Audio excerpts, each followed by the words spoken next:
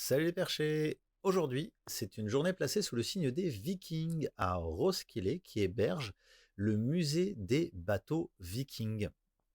Un musée construit autour de 5 dracars qui ont été retrouvés dans le fjord et reconstitués, comme vous le voyez ici, avec un musée tout autour pour expliquer l'importance du drakkar dans la société viking.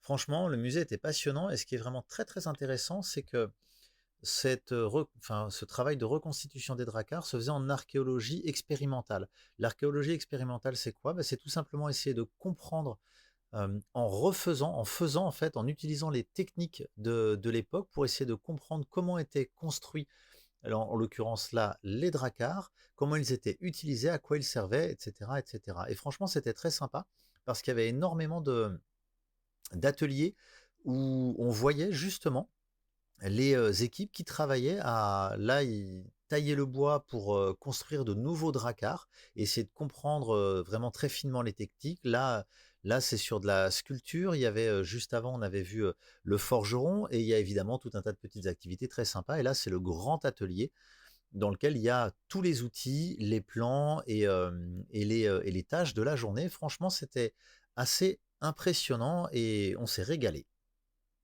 On a fait une sortie en dracard sur un fjord.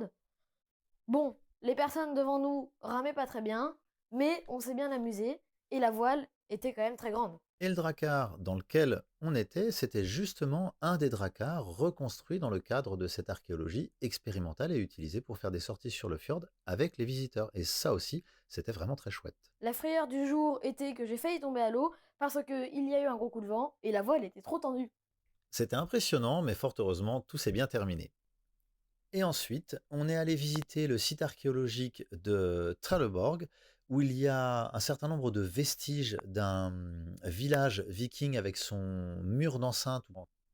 Là aussi, de très belles reconstitutions, un joli musée et vraiment une visite très, très instructive.